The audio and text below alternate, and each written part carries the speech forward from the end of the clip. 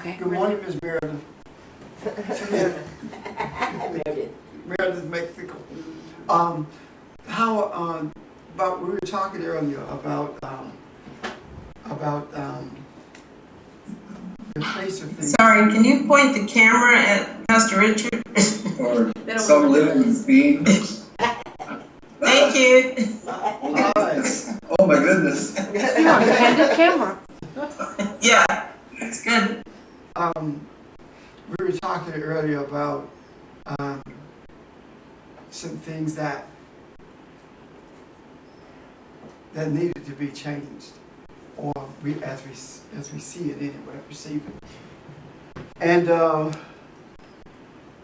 we were talking about it in relationship to Brexit. And I think one of the most significant things that has taken place in probably the last 50 years is Brexit. And I think it's significant, and the reason I think it's so significant is because it knocked the whole world, put the whole world on its heels, economically, socially, and combining both of them racially. Brexit is about racism. I don't care what they say. I don't care how you can talk about Eastern Europeans all you want. It's about keeping Africans and other brown people out of Europe. That's what Brexit is about, and out of Britain more particular. And I think that it is a spiritual event more so than a political event. It is my contention that it is a manifestation of a spiritual reality. And it is a result of having taken the scab off of an unhealed wound. And the wound that was unhealed is the wound of racism. And when the scab was pulled off in this country, it also was pulled off in Britain. We've talked about as go America, so goes the world.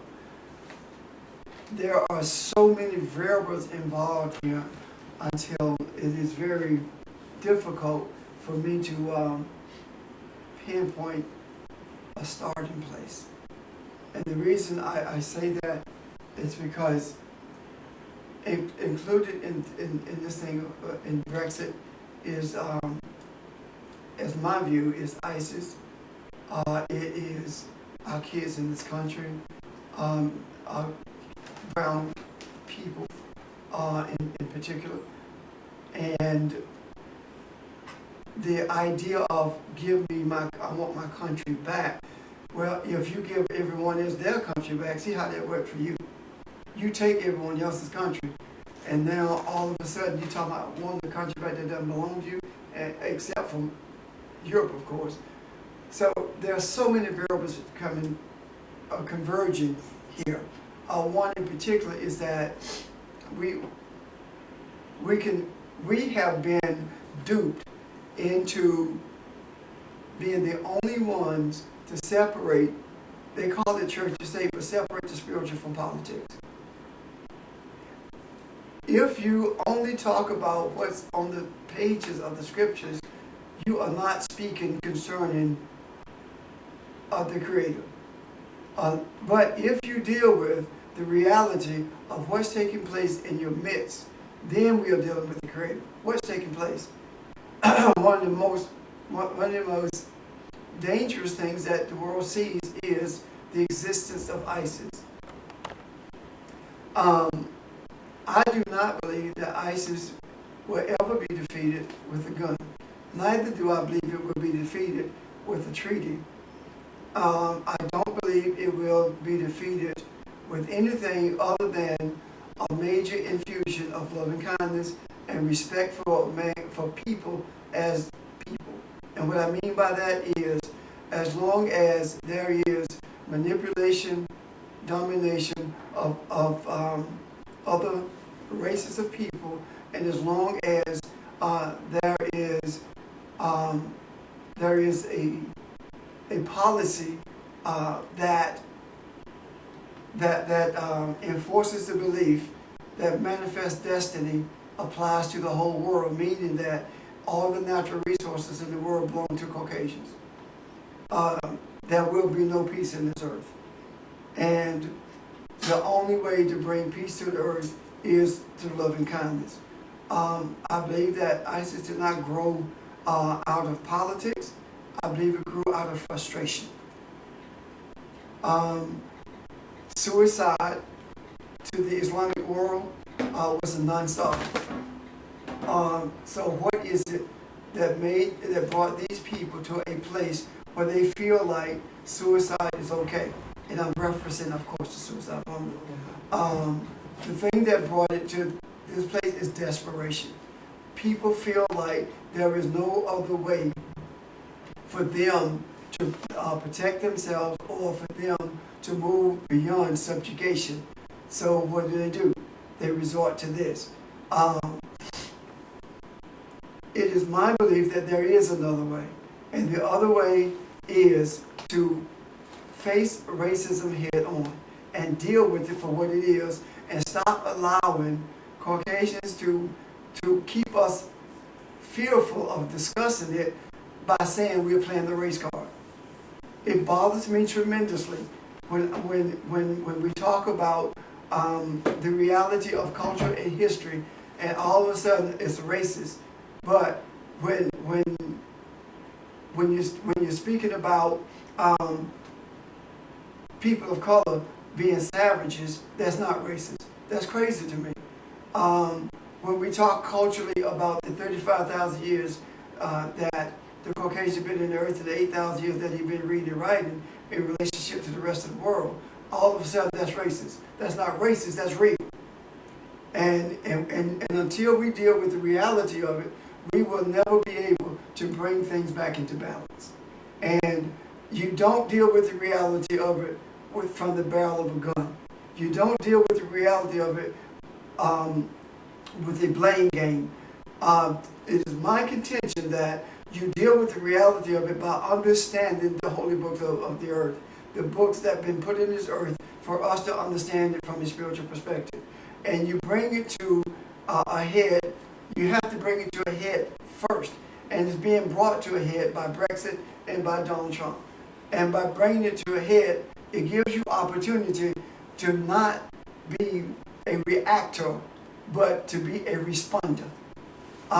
Reacting puts you in the same boat as those who are proactive in keeping the status quo. But responders make sure that the response is in line with a respect for the creation of the Creator, meaning that the loving kindness overrides what has been done in the past. The loving kindness goes beyond a tit for tat, get even attitude. The loving kindness goes beyond racism. The loving kindness recognizes and respects, first of all, humans as humans, regardless of the color of the skin or what they have done. The whole idea that Nelson Mandela instituted in South Africa after coming out of prison, the Council of Reconciliation, has to be done on a broader scale. And reconciliation cannot come from the ones who are the perpetrators of racism.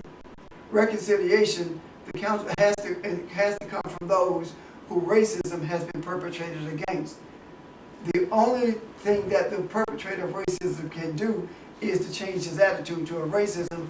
Those who are the victim of, not victims, I'm sorry, those who are the recipients of racism, or they cannot change racism, but they can be the Council of Reconciliation, which is in actuality being a conduit through which the energy of love and kindness flows. And this flows more in a more balanced way when we bring into play the necessity in respecting feminine energy, the female, which is representative of feminine energy. And when we truly look at how this plays out, we talk about the womb from which all of what we call humanity comes. We don't talk about the seed, the scrotum. We talk about the womb. Why? Because it is known that all of humanity came from the same womb. So it is feminine energy. And the reason it is so necessary is because regardless of what goes on in the earth, nothing new can be birthed without feminine energy, because there's no womb for it. 1825, slavery ends in England, and one of the vanguards in this and bringing it to an ending was an African female who was fathered by or Caucasian. When we look at that in relationship to the bringing to an end the idea of the Confederacy by virtue of bringing down the defeated flag, a female. We have to look at things from a more. We have to look at it not only historically, but we have to keep history in a spiritual perspective. And what I'm saying is that history is not secular. History becomes secular when only his story is told the way he wants it told, as opposed to the reality of it. History is a manifestation of a spiritual reality when you look at history from a real, true perspective of history. You understand what I'm trying to say?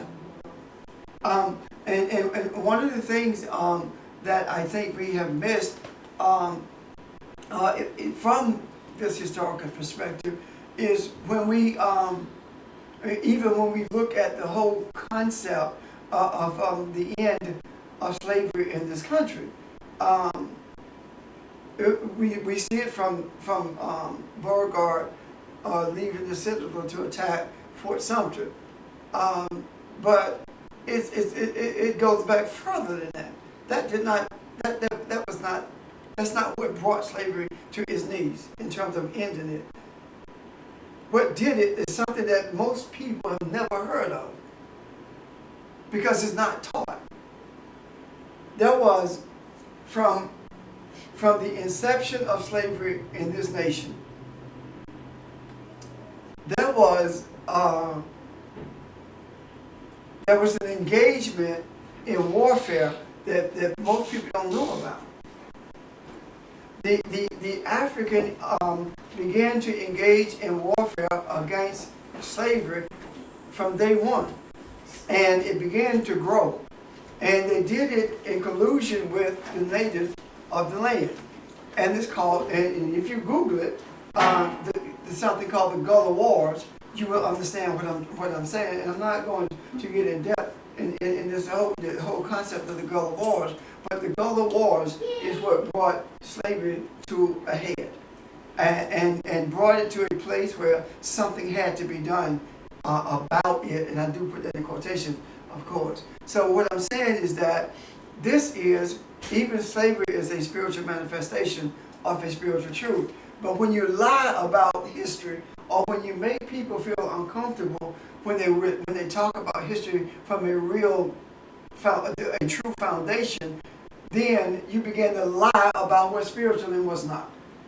You cannot lie about history and tell the truth about what's spiritual, because history is a spiritual manifestation of a spiritual. History is a manifestation of a spiritual truth. That's what it is. Right now, we talk about how things are being manifested from the spiritual. Well, tomorrow is history, isn't it?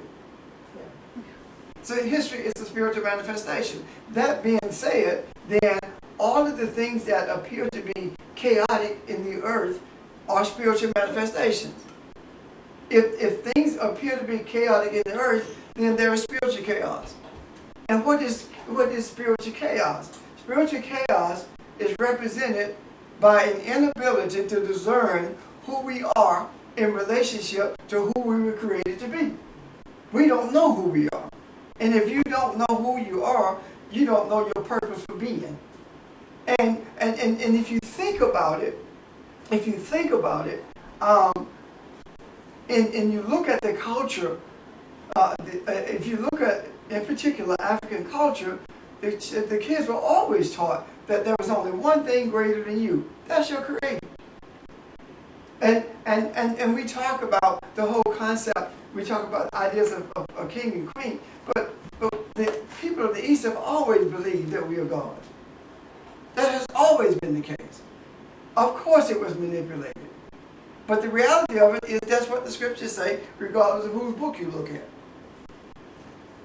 However, if we look at it from a historical perspective, the scriptures have been used to do projection, to project to the people of color that you're a savage, to project to people of color that God put you in the furnace and burnt you, and you are supposed to be the servants of the rest of the world, which is Caucasians, because that's all that they see as the rest of the world. And we have to deal with this reality.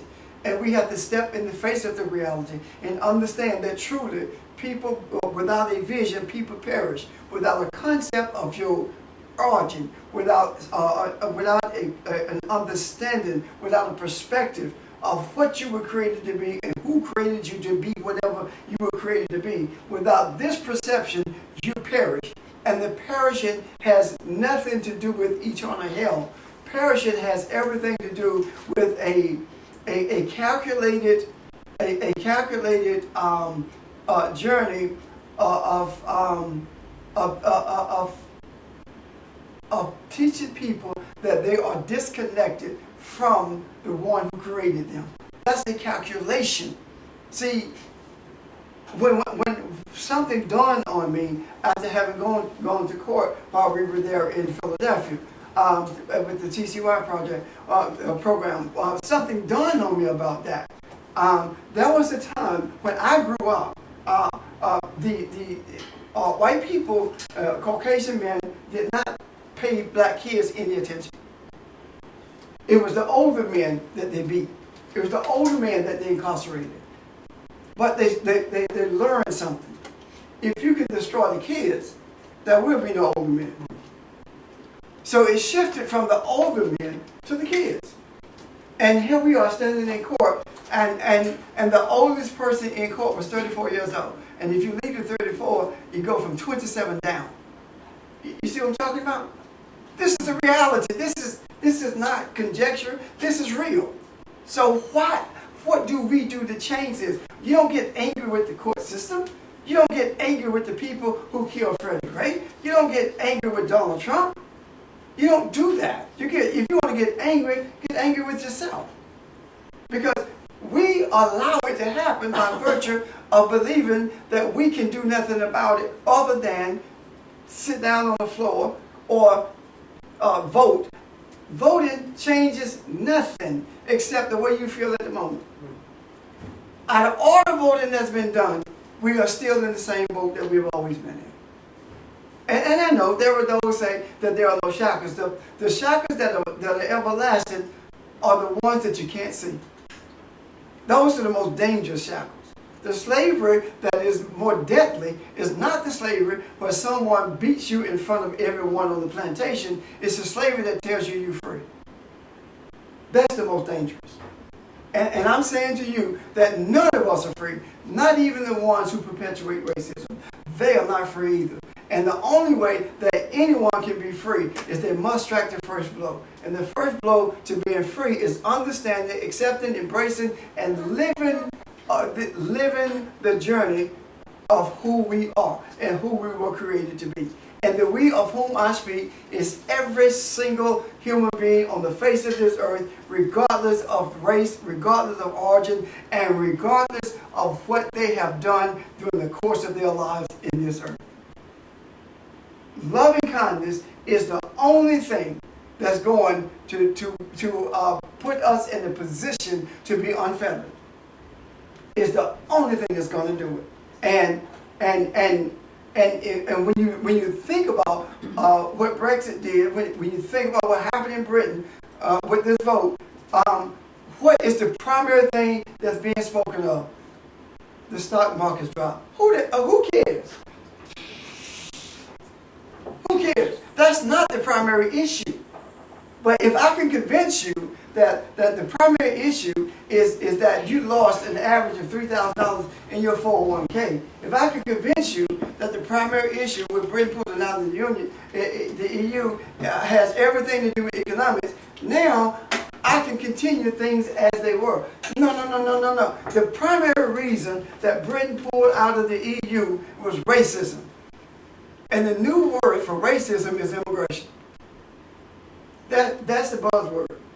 And you cannot, there is no way that you can sit in front of a camera on cable news or whatever and say that Donald Trump is espousing racist policies and not say that Britain espoused racist policies. You can't do that because they're saying exactly the same thing. Exactly the same thing. There's no difference in those. So, where did all of this come from? What happened with this? I got a text message from a person who only asks questions when we get ready to leave. And she said, "What did y'all do in Philadelphia? Brexit?" And of course we had an exchange, in text messaging with that, and my response was that we pulled the cover off racism, but simply by presence. We cannot expect to expose stuff in America and not be exposed around the world. That just is. It's not going to happen. And the issue is it wasn't just at the time we went to Philly, because the issue, this particular ism we've been talking about for a while. Mm-hmm. So it is just a little uncanny that at the time that we were visiting the city of brotherly love, you're talking about loving kindness, that you had this referendum. We went to the Johnson House. Yes, true. We went to a way station on the Underground Railroad. We went to the largest celebration of Juneteenth in that area, in Philadelphia. That meant something. We were in the midst of it all. Think about it. I do not think anything happens haphazardly. There are no accidents. There are no coincidences. Everything is orchestrated. And the orchestration of it is predicated upon what we are willing to embrace. If we are willing to embrace the status quo, nothing changes. And I don't mean embracing the status quo. I'm sorry. I don't mean changing things by changing the status quo, because a part of the status quo is expecting things to change by voting. You don't vote for leadership. You vote for who they tell you're going to lead. Think about it. If voting was real, there is no way that two of the least respected, least trusted people in the country in political life will be running for president. If this was real. They were handpicked. That's why they're where they are. Think about it. So it's not the voting that changes anything. It is the depth of our desire to travel this journey of truth and embrace the reality of truth, regardless of where it carries us, regardless of what we have to walk away from, without any regard to what people think about us. It doesn't matter what you think about me. What matters is whether or not I deal with what's right or wrong, or deal with the truth of what is. And to be in a place of confidence to the extent that you're willing to read the translation of the scriptures and challenge it, not just King James, but to challenge the English version of the Old Testament as translated by Jews, and challenge it, speaks volumes. Now, this is the other part of that. If we were challenging things and seeing no results, then we're spinning our wheels. We just need to stop. But every time we challenge something on the basis of what truth is in relationship to who we were created to be and who created us, we see changes. Do we not? And every one of them is a change for the best, even though it doesn't appear that way on the surface. Because you cannot heal the wound if you keep it hidden. It has to be exposed to the light in order for the healing to take place. Does that make sense to you? Any questions? Hey. Go and check your drill.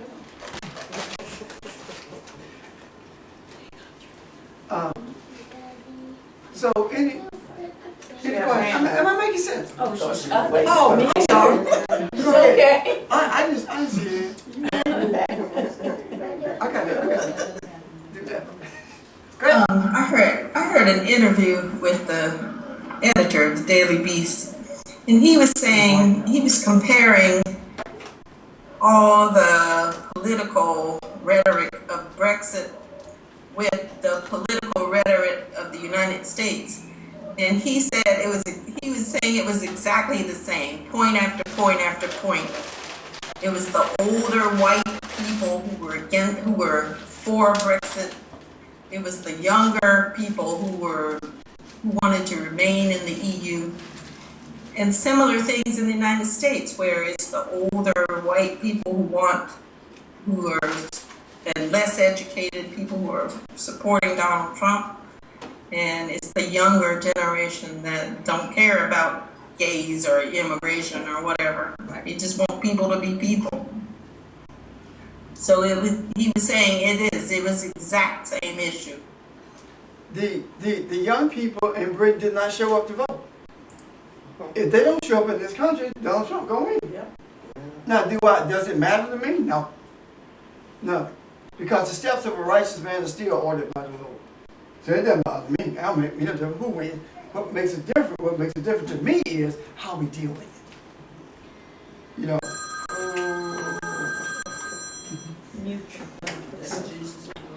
Say it again, yeah. What is it? Mute your phone, please. She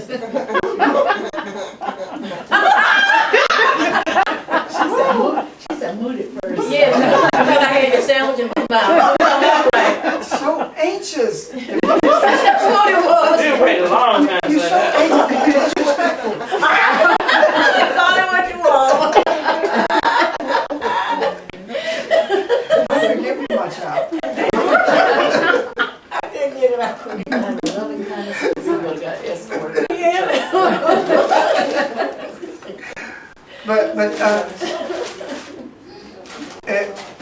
So what I'm saying is that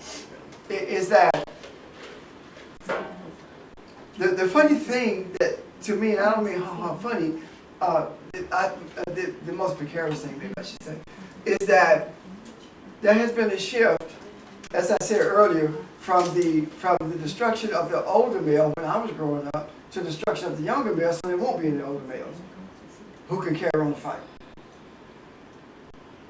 But it is the younger generation or of the Caucasian children who are saying, we don't care who you are, just treat people like treat people, as Audrey was saying.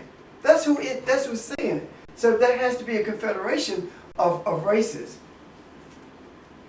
in the natural before there can be a consolidation of the spiritual truth in the other world.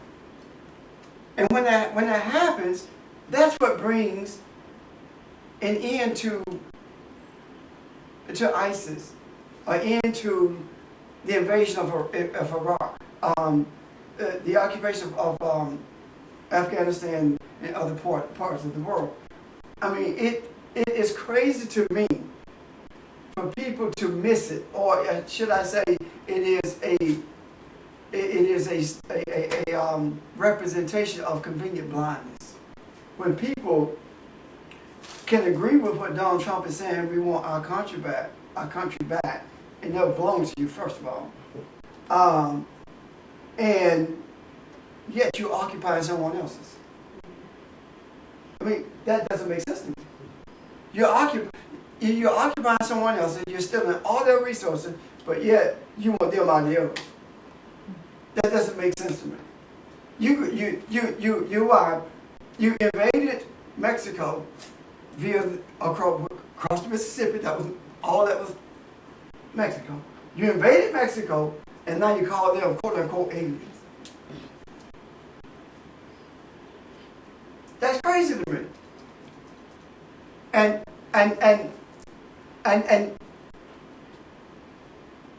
what irritated me more than anything else when the 49 people were murdered in Florida is that it was called the worst massacre in American history.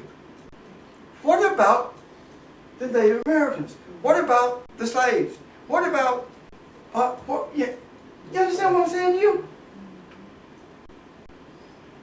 I mean, how can we sit still and embrace that as the truth?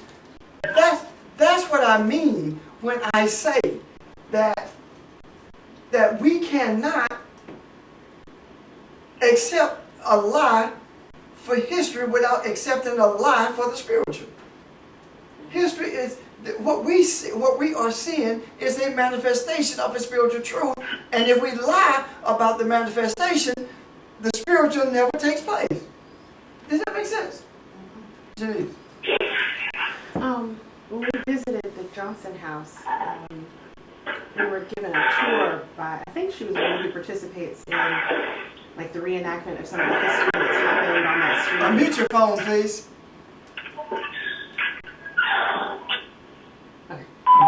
She participates in some of the history reenactments for things that have happened in the house and on that street. But for me, the most profound aspect of that experience was hearing her say, as she told us about the house and the people who'd been through it, she referred to them as the enslaved people. The enslaved people. She never said the word slaves. Right. And that's the only word I'd ever heard was slaves. And I kept thinking about it like while she was talking and after we left. And I was like, that simple turn of phrase, return to their humanity. Yeah. And explain their, like, I can't even really describe like what that did for me. But it never occurred to me that, I don't know, slaves are objects. Slaves are things. Slaves are property. They're not people. That I can understand what you're saying. The reason because of what I experienced when you said it just now, because it escaped me when you said it. It changes the whole perspective of everything. So I do understand what you're saying. She called it enslaved people? The enslaved peoples are enslaved people. And what when we hear people say things like, well, slaves had slaves, there's an attempt to conflate servitude with slavery. That's a huge difference. Huge difference. But even if they did, it still didn't make it right. It still doesn't justify what happened. There is no justification for it, but there is vindication. And the vindication does not come through any means other than forgiveness.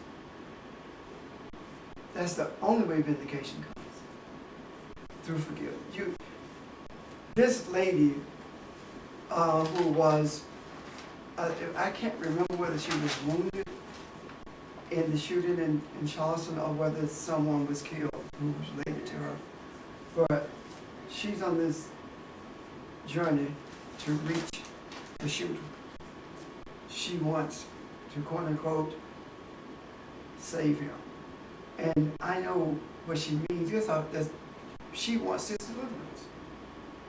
To me, that is a manifestation of an extremely high degree of forgiveness. For her to be able to come face to face with him and not have any desires to do anything other than to free him from this bondage of anger and hatred that he's in. That speaks volumes to me. That also says to me that that's where we have to be. And the we of whom I speak are those who understand, or at least purport to understand, who we are and the origin of our creation. I'm glad Janice said that because as you were speaking, it was a lot easier to see him as an enslaved person, enslaved by hatred, enslaved by hurt, enslaved by other, those things.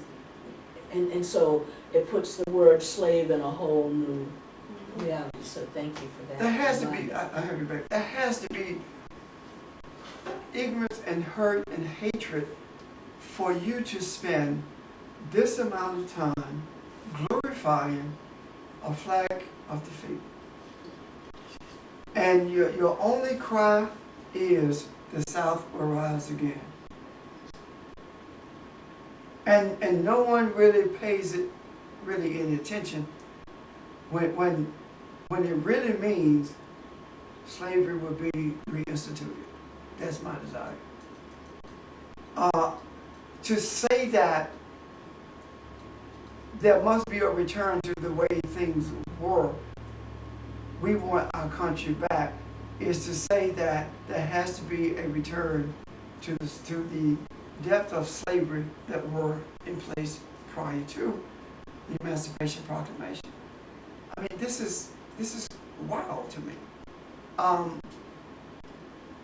In the midst of the Juneteenth, when you think about the reason it's celebrated, because of the length of time that passed from when the Emancipation Proclamation was signed to the time that the slaves, I think in Galveston, Texas, and other parts of southern Texas were informed that slavery was ended. I mean, that's heart-wrenching, but at the same time, I'm going to do some research probably as soon as I finish here, because I can't remember the exact dates and times and that all these things transpired, because it was carried, it was told like a courier. I know it was the 19th. Go ahead. I'm sorry. Let me get the mail first. Okay. Go ahead. Okay. She go do it. Go ahead, Audrey. Yeah, the Emancipation Proclamation was signed in January of 1863. That I knew. In June, the last people that were informed was June 19th, 1865. That's what I needed. The date of the 1860. The date I knew. 1865. I wasn't sure on. Okay. So it was 2 years involved there. So it was 2 years. Yeah. So 2.5 years to be, Yeah, about 2.5 years. So you talk about 2.5 years involved. Now don't get me wrong. It was those who were enslaved who didn't know. Those who were enslaving them knew. They knew. But let me tell you something else. They were not the only ones. Because if history serves me correctly, my memory serves me correctly rather, the slaves, there were still slaves in South Carolina after 1867. Right up in Fairfield County. After 1867. There were slaves in parts of Mississippi in the 1900s.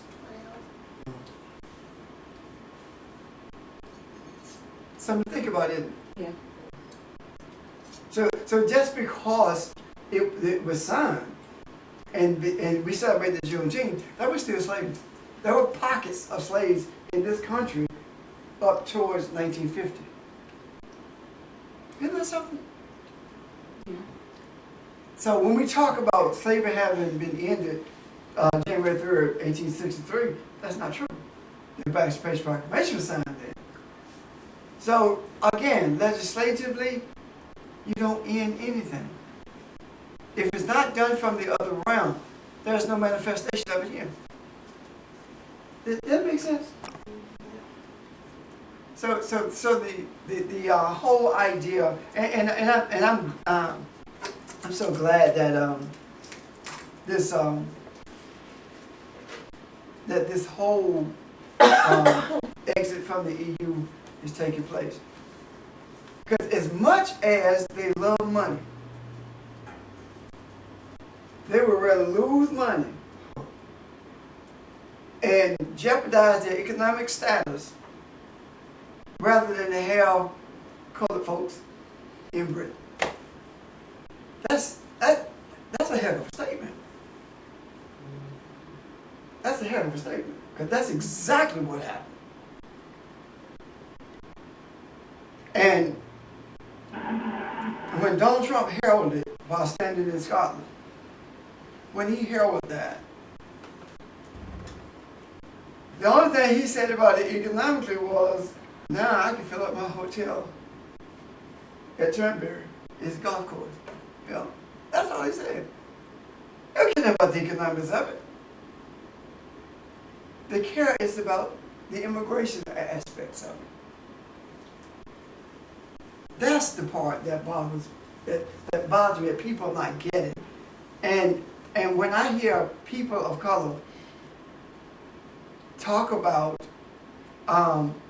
we don't need them in our country, what are you talking about? You know, where have you been for the last 200 years?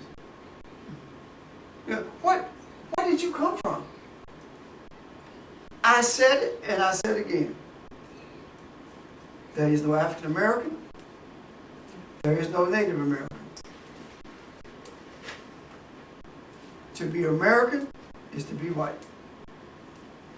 And what did we say America meant? What was the definition? I forgot. Sheldon got One who rule or something? one who Sheldon got. Oh, somebody, yeah. Tell you in a minute. Sheldon gonna tell you in a minute. Yeah, he's He on. forgot too. He's looking it up now. Oh. He hasn't said a word, but if you're there, you'll know in a minute. Richard had his hand about that. Okay, Rich, you had your hand up. Let me finish this point, then I'll come to He you. said no. There are Africans in America. There are natives who are in the Americas. But when you look at what Americans are, you tell me at what point did you experience everything that is called the quote-unquote American way? That's what I'm saying. And it's gotten so bad until there are people who are white who don't have the American experience. We have to look, that's why we have to look beyond the economics of it and see the spiritual. And there are those who would listen at what I'm saying and they would talk about the racial aspects of it. And when it is not, racism is just the truth. And if the truth is going to be interpreted, translated, or embraced as that, so be it, have at it. It doesn't matter to me. What matters to me is that we expose everything that we can expose and at the same time do it with the right motive. And the motive is an expression of love and kindness. That's it. That's the goal. For everyone to experience love and kindness. That's the goal. Any questions about that? Any? Yeah, did she say Native American or just American? American. All right. I'll be back. America. I suppose America. So speaking of Donald Trump, what was the significance of the red Nazi golf balls on the golf course? They were calling him a Nazi. Okay. That's what they were doing. He's from Germany, a town in Germany. His mama is from Scotland. But there's a town in Germany that is the Trumps. Yeah. Yeah. They were calling him a Nazi. See, the guy of whom I spoke concerning the attack on Fort Sumter, he was a very prominent Catholic. The Catholics played a major role in Nazism. Guess what else? They played a major role in maintaining slavery. A major role. Go ahead. While he's looking up that too, So what- Mute your phone, please. Is static. I don't know if this question was asked before I got here, but we have so many slavery movies. One more time. Mute your phone, please. It's static. Go ahead. There's so many slave movies. Why is there so many slave movies? Okay. Because you have. I have two things to that. Okay, go ahead. One is, had you been here on time, you would know nobody.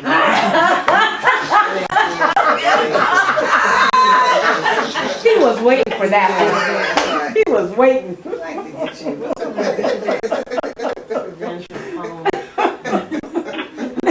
Okay.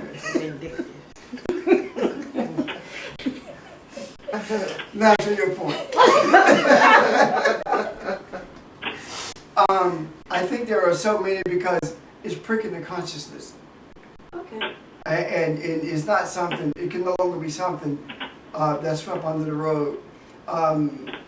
You'd be amazed at the number of white people in this country who has said things to others as well as me about how slavery wasn't that bad, and that it's being depicted in a manner that's not really true.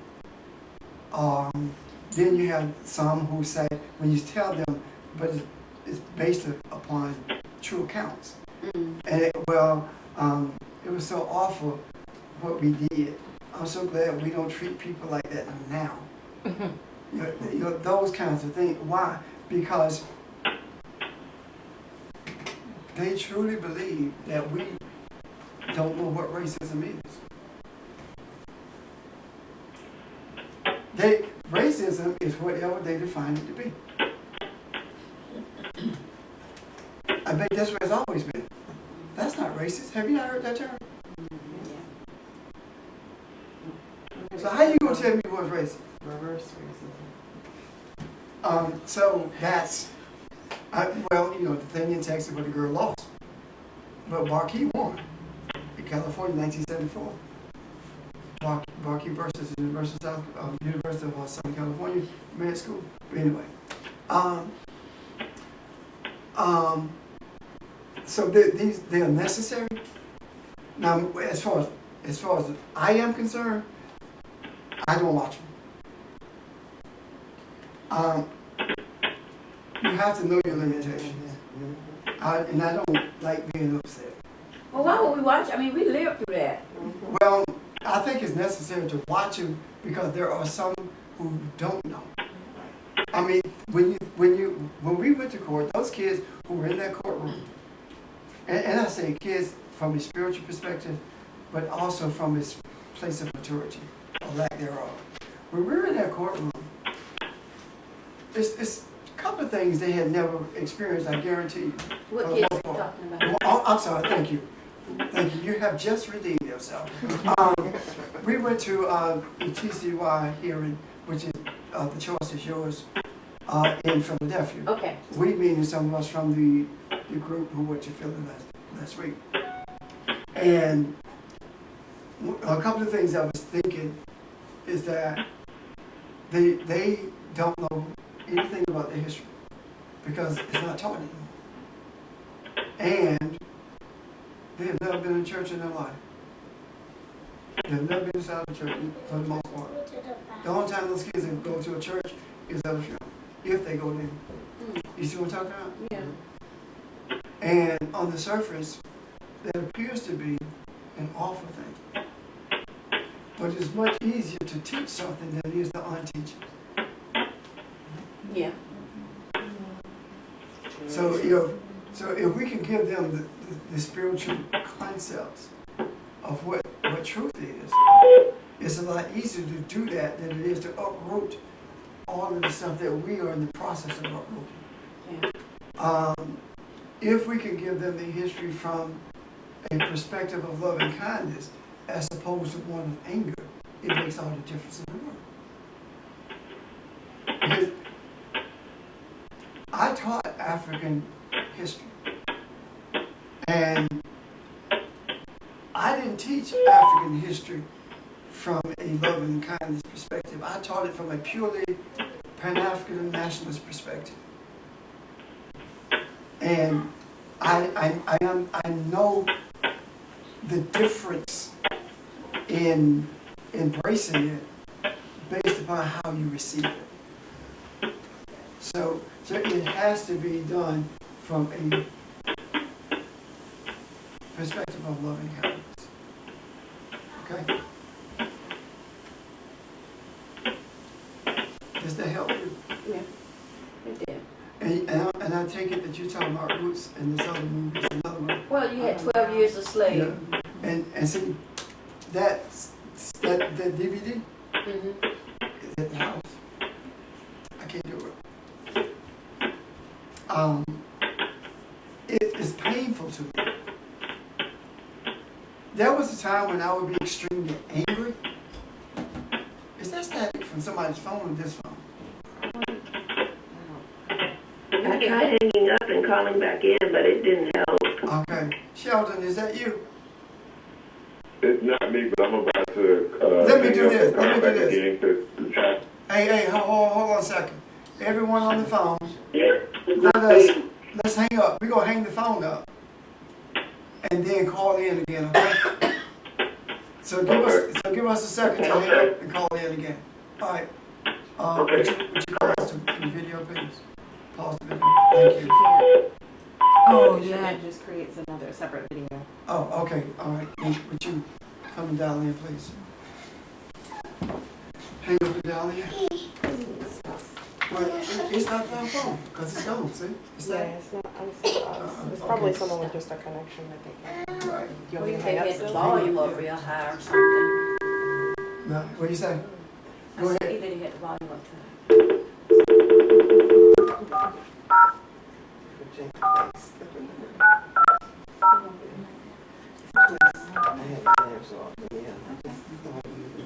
Welcome to the conference center. Please enter your passcode.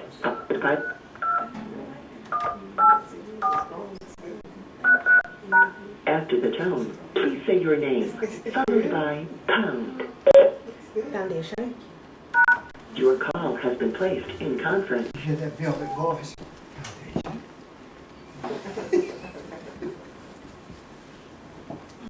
Have you seen Django? No. It's not a bad one to watch if you're angry. That's right. Quite satisfying, actually. Right, it I is. feel like I we didn't need think that one anybody for would say us.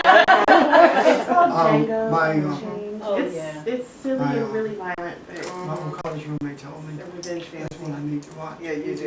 Yeah, you He watches all of them. And I'm like you, I can't, even the one about the maids and something about bees and honey and maids and I don't know, something, I can't watch, I just can't. is everyone back? There's one for the black one and the one. Yeah, I'm back on. Yeah? Sheldon, are you back? Bees. No, it's the Helper man, sorry. Radio George. Sheldon, you back? Help the butler. You don't think Sheldon forgot the number, do you? Oh, sorry, I was talking the entire time, but I still had the phone on mute. Oh, okay, okay. So did you find the definition of America? You found the definition of America yet? I did. It's the Germanic word. It comes from a Germanic word that literally means work ruler. Work rule, that's what it means. A rule of work. And even another word that has come from America since then, Amelia, literally means laborers. And they are crediting the guy who actually supposedly, quote unquote, discovered America, even though it's already been proven that Africans that come here thousands of years before that was Amerigo Vespucci. That's the guy's name. So, and that's where the term actually came from. So literally his name means work ruler. Okay. And that in itself should speak volumes to people who think that things are haphazardly done. Everything is orchestrated. everything. What was that before we ended? Did you ever No. Which one? Ramil, what was your? My question was about the Gulf War. But I was also going to say, when she used the word enslaved, it really spoke to what you had just said, and Ms. Margaret said before about spiritual truth. For some reason, when she used the word, it suddenly cleared up how we misconceptualized ourselves as being slaves as opposed to enslaved people. It's like it released that truth inside of me. I feel so much more comfortable now. Well, it frees you because it's like saying, I'm an addict. The 12-step program, you're not an addict. You're not a slave. So it also frees me. Because like I said, that escaped me. And when you said it, it resonated so deeply. It was like a burden had been lifted. You know, it's like that concept of, we talk about my job, but when you turn it around, the job that I work in, it just separates you from the job is not you. Right. And if you work in that job, you can go work in another job. But when we tag it with my. It's like if you're enslaved, if you are a slave, and you were never anything else, you can never be anything else, that's just what you are. But if you're enslaved, that's just a situation you were put in. It also means that you have the ability to be not to be enslaved. Right. You don't have to maintain that. And I don't know why you people are so upset with being, it's called forced immigration. Forced immigration. Why people were never called slavers? It's called slaveholders. They held slaves. You know part of the story about the lady in England is that one of the things that prompted her to fight so diligently to end slavery or to expose it was that when the slave ships would come in, if they were overloaded with cargo, they would slow slaves on board. And they would collect insurance money for the loss of slave, for the loss of product, is as they put it. And they said they didn't have a choice. But when you look at the map, you see that there were 8 or 9 different stops they could have made to offload them as opposed to throwing them overboard to drown. But since we were talking about that, Go ahead, Richard.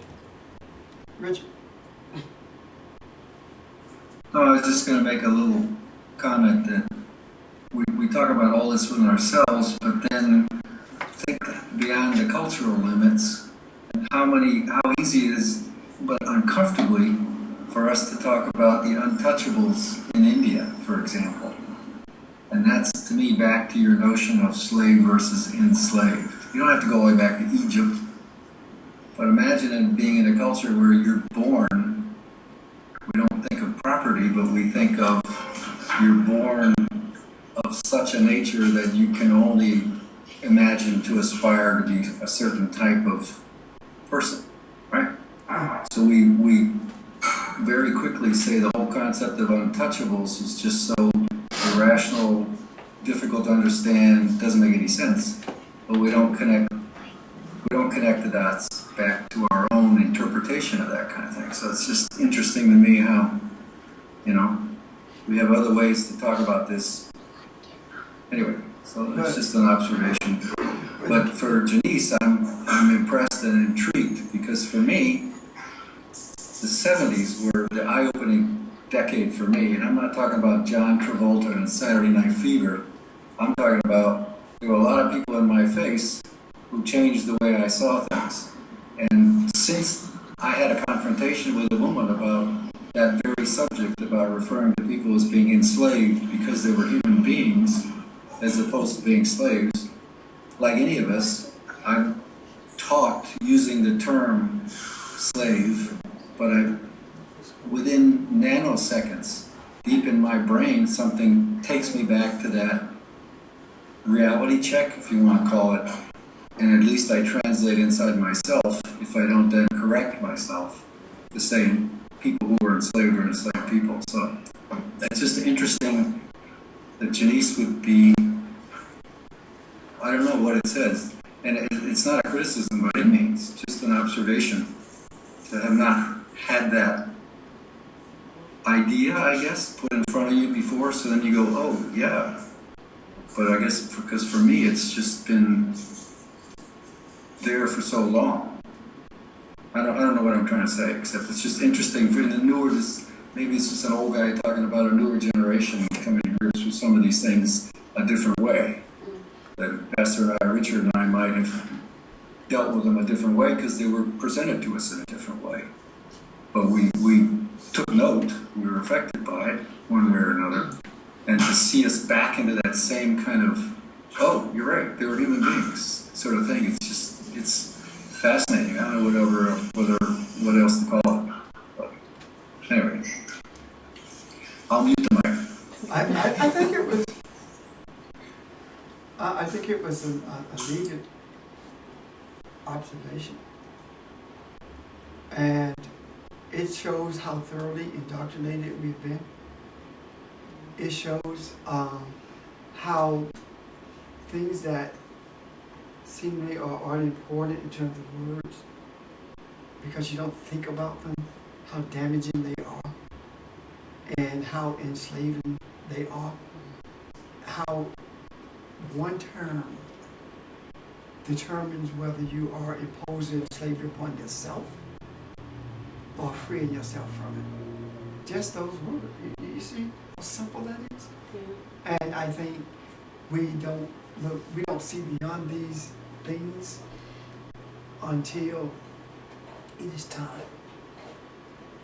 And that's a great example of, and I don't know the scripture well, something about the war against principalities and powers. Yeah. Right. I feel like those thoughts that live and shape how we think and view ourselves, those are what we wrestle with. Right. And those are the principalities that keeps us in shackles or frees us. And you're right. I'm glad you said that, because while you were talking earlier, I thought about how the slaves made it until they died. They realized that it wasn't the mind that was in slavery, it was the body that was enslaved. So that's how they lived all the way out. The ones that had the mindset that I am a slave, those are the ones, I don't know how to put it, but they're the ones who couldn't take it. And that's why I think a lot of them would run away or whatever. Well, I think those who had the mindset of a slave remained in custody. Those whose mind was free are the ones who ran. Cut my foot off. I don't want to see my foot. Okay, so I'm looking at it different. Okay, so I'm seeing it a different way. Yeah. Okay. Yeah. But isn't that what we wrestle with now too, though? That we say slave mentality, that you're locked in, yeah. And there are a lot of words, there are a lot of phrases, there are a lot of idiom. We have an idiomatic language that justifies what we do. I'm gonna shoot for the stars. That's an idiom that references guns. I'm cocked and loaded and ready to go. Another idiom that references gun. Subconsciously, it ingratiates guns. You see what I'm talking about? Yeah. The idioms in a language has a huge influence on how we respond or react to things. So, and when Richard was talking about the untouchable, the caste system, who instituted the caste system? Britain. So, in India, the darker skin became the slaves. Or as they call them, servants. But the system is still in place. If you can convince someone that they are what you want them to be, then you don't have to stay there with them. And they'll remain what you want them to be. That's how thoroughly the indoctrination is taking place. I believe that to deprogram is not to study history. Deprogramming comes with forgiveness and loving kindness. It clears your vision. But anger and hatred and I'm gonna get you back clouds your vision. And you become what you're fighting.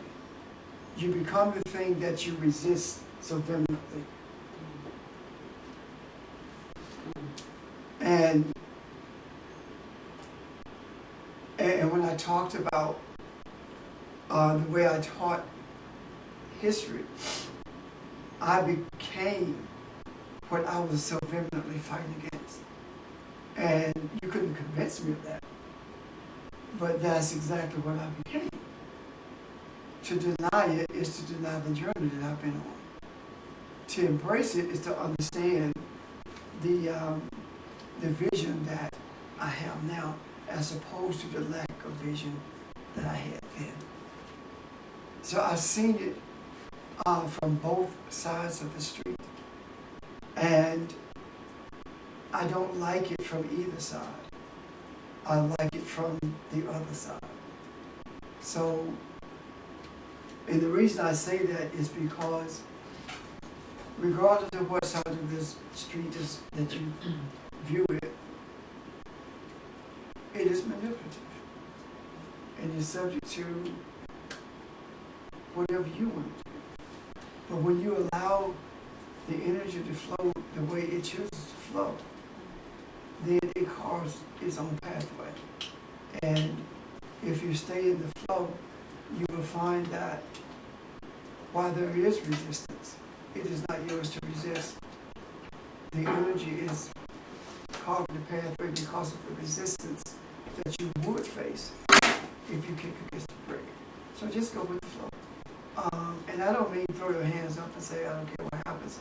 That's not what I'm saying at all. I think that there are some expats that need to return to help in this battle.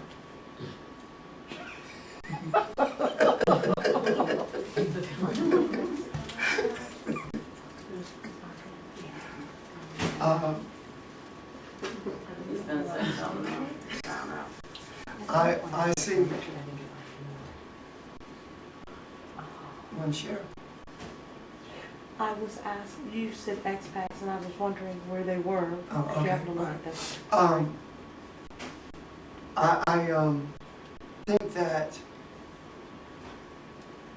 the Creator would never have allowed this to happen in Britain or for Donald Trump to rise to the prominence that he has risen to.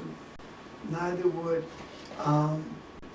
Hillary be where she is if it were not time and that there were spiritual weapons in place or righteous men in place to make sure that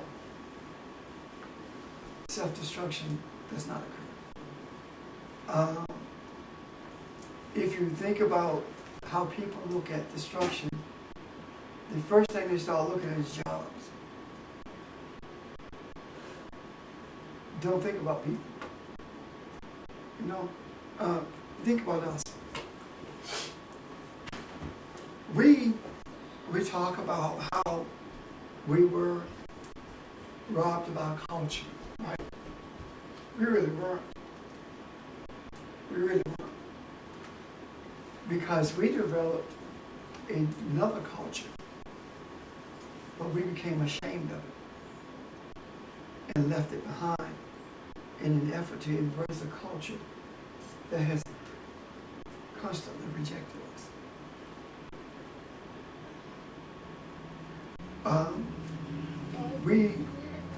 We use terms that are racist to describe parts of our culture. Geechee is a racist term. What was the word? Geechee is a racist term. Gullah is not. we have just, as a people, began to embrace parts of our culture that we long left behind in search of embracing a culture that really not only rejects us, but is non-existent.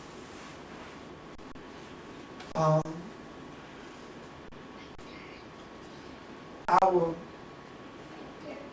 shift must be towards a reality that's real, as opposed to a reality that's convenient. Well, Johnny said that we are just people who are arguing about each other's illusion Yes, of what's real, yeah. but we don't understand who we really are. And that has to be a major component to the programs that we talk about. That has to be a major component, because if you don't know who you are, then you have no expectations beyond where you are at the moment. No expectations.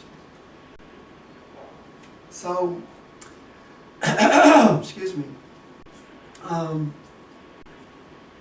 I'm not saying to any one of you, don't vote, but I am saying to you, don't lose sight of who you are.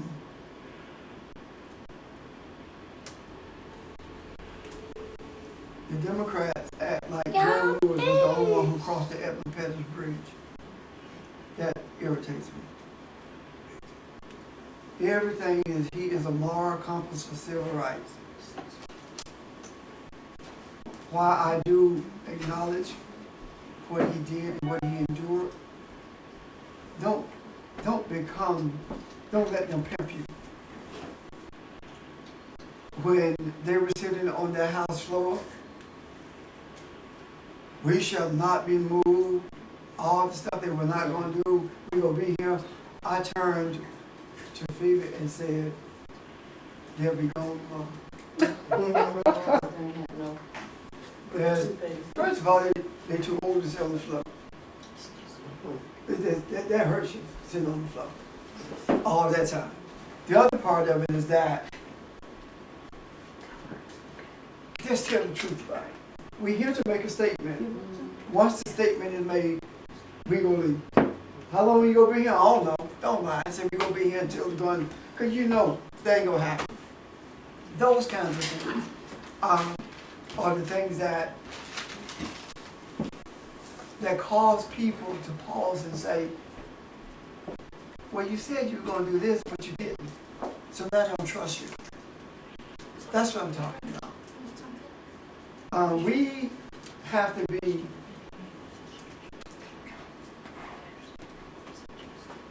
I don't want to use the word above that, beyond that, maybe this is a better term.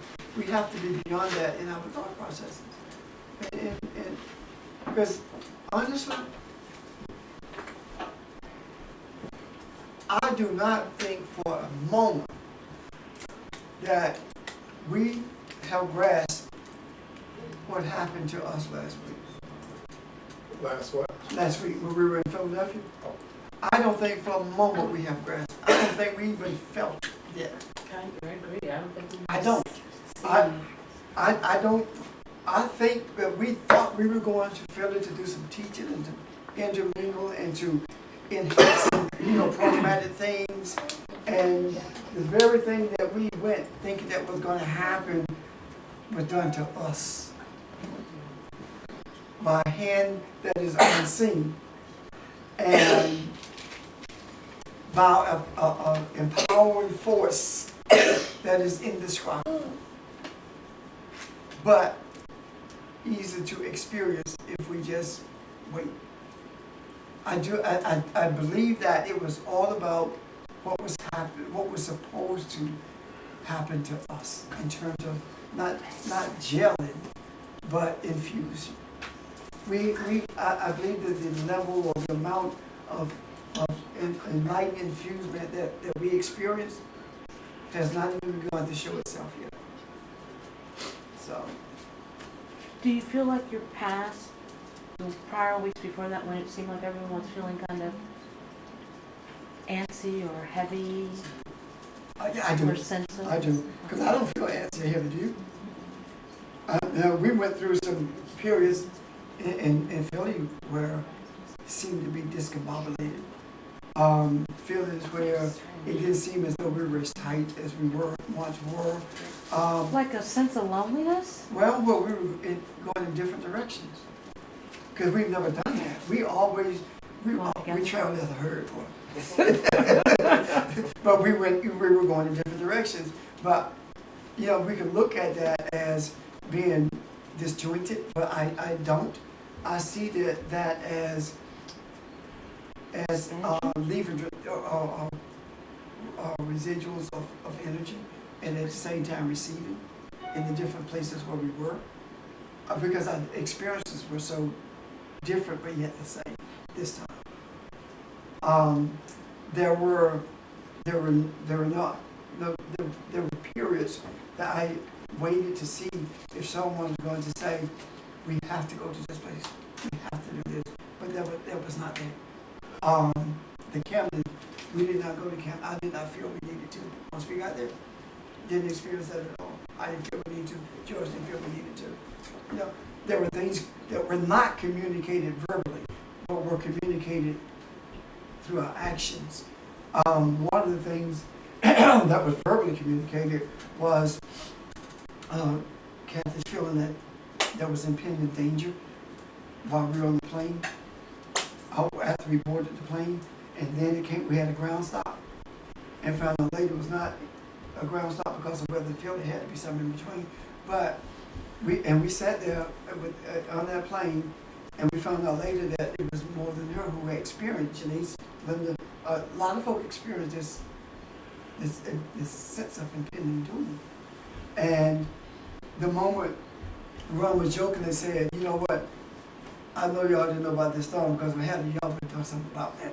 And he was joking and said it. So Catherine was sitting in front of me. I touched her and said, "You know what? We need to deal with this." In less than 5 minutes, the plane was moved. The guy came up, sister, and said, "We will be airborne." And guess how many minutes? 11 minutes. 11 minutes. And it was on the heels of an announcement that he didn't know when we were going to go. Right. We would be here for a while, and they were serving cookies and drinks. Yeah. They couldn't finish, yeah. They had to run back up the aisle and they were taking. Cause we didn't. It wasn't. Only thing we said, well, we need to deal with it. There was. Boom. 11 minutes. We would be in there. 11 minutes. We went through a gateway. So these kinds of things in retrospect are beginning to make all the sense in the world. But what sense is making, I have no clue, and I don't want to make any attempt to be expressive of what I may think it is. I don't even want to think about what I think about what I thought about it is. Okay. Wow. But Let it go. that's it.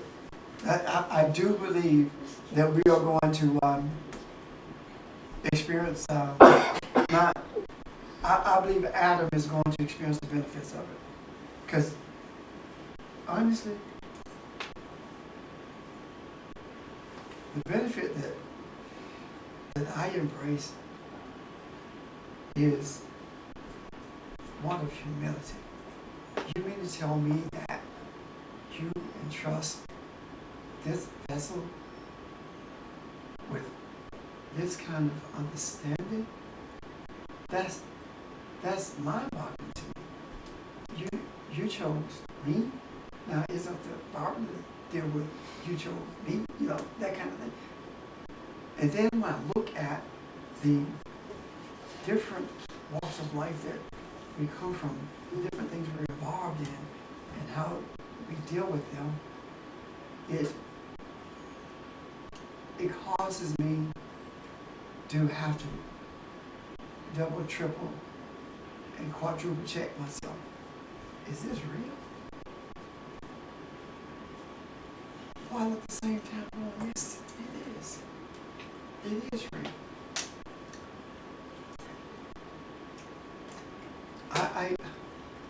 The world has never experienced anyone, any group of people like us. Never. Never.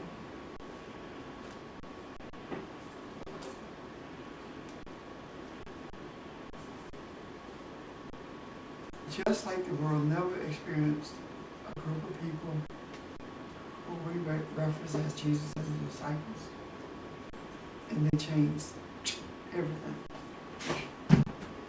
Everything has to be changed now. You remember I wanted to go to the first congressional building in Philly, and I never got there. I wanted to walk over to the Liberty Bell, never got there. None of those things were accomplished. None of those things. I mean, it's just amazing. For the most part, we interacted with each other there and laughed at Sheldon's corny jokes to make him feel So corny. and ate and And it was talked. so corny that y'all laughing about him again right now.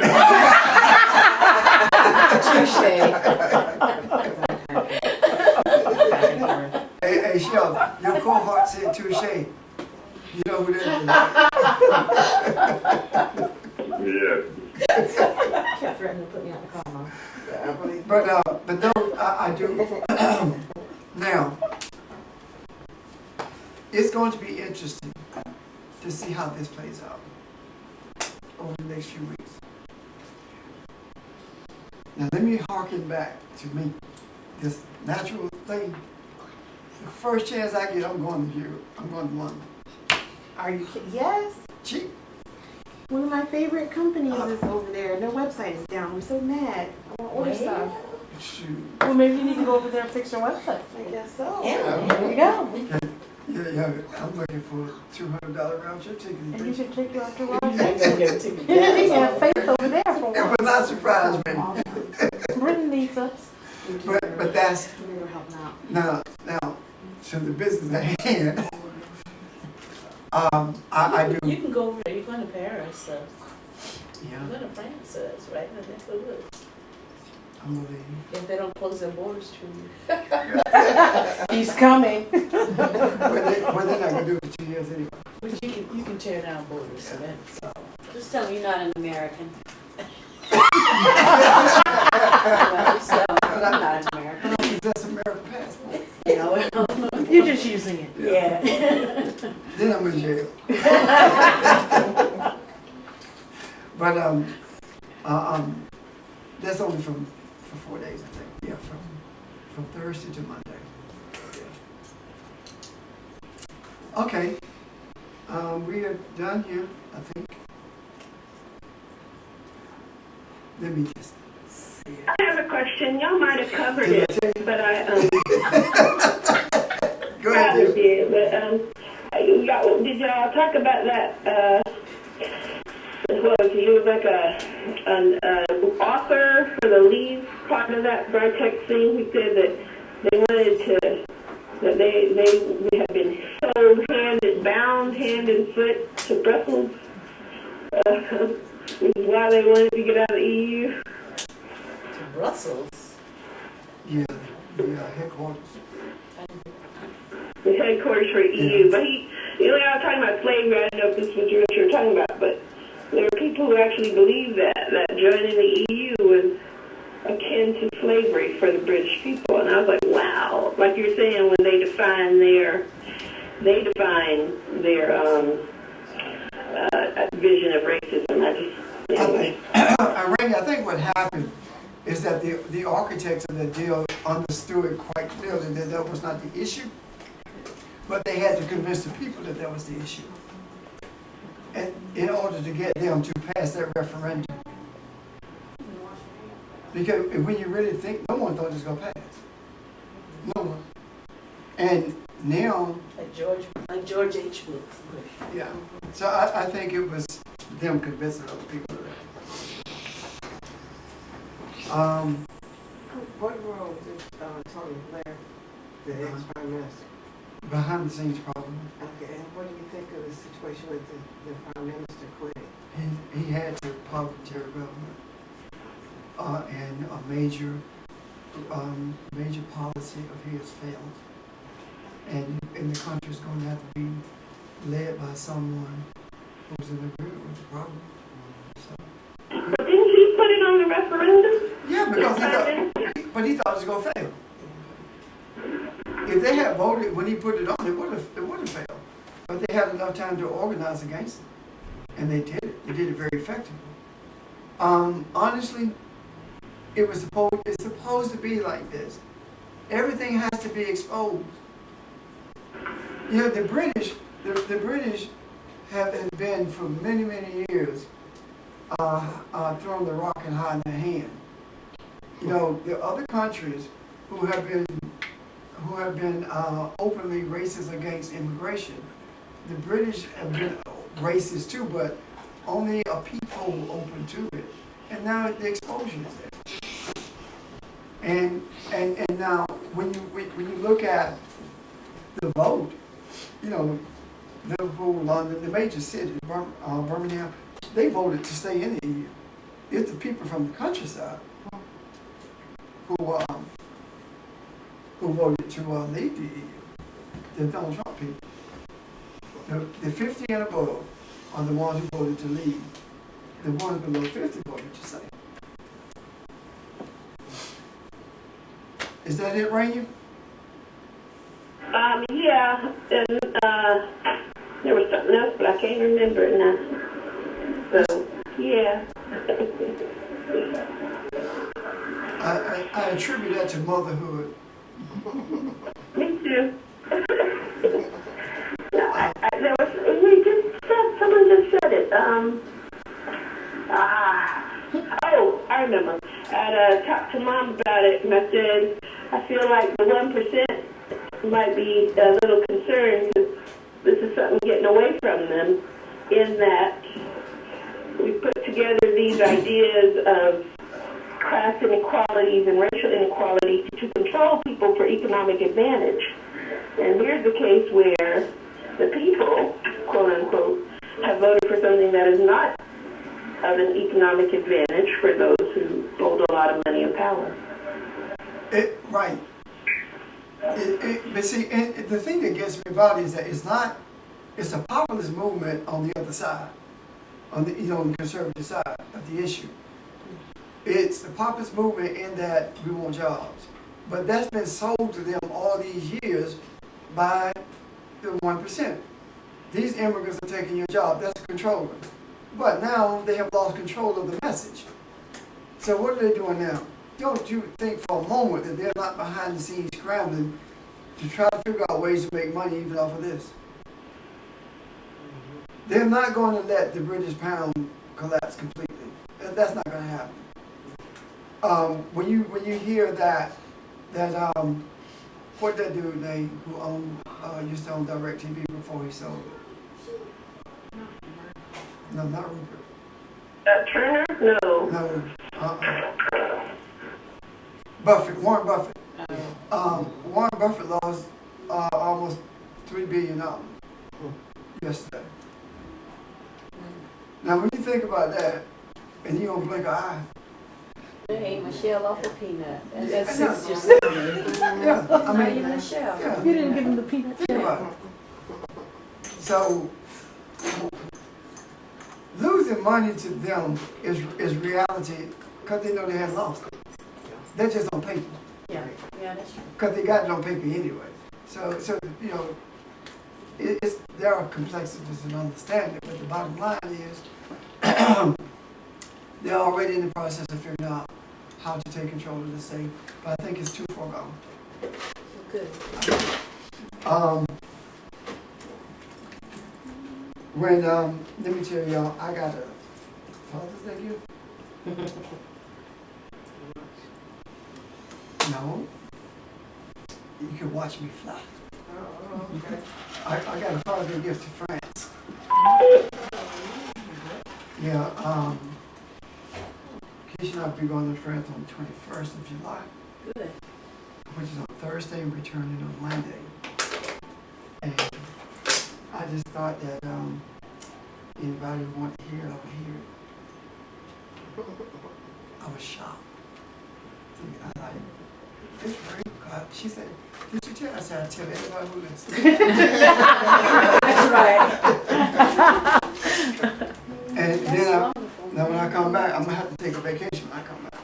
Okay. Because I spoke with her on the phone, and she rattled off this list of stuff that we're gonna be doing. And she said, now this say, make sure that you have your walking shoes, because when we get there, we're gonna brush our teeth and we're gone. We got tickets to everything you can think of this year. So That's good. That's wonderful. That is wonderful. I'm gonna come back a spoiled brat. Leave me alone. That's okay, you can check Sure will. And a little substrate. But anyway, I'll be leaving on 21st. That's good. And I think we're done. Any questions? We can stop broadcasting. Stop recording now. We done.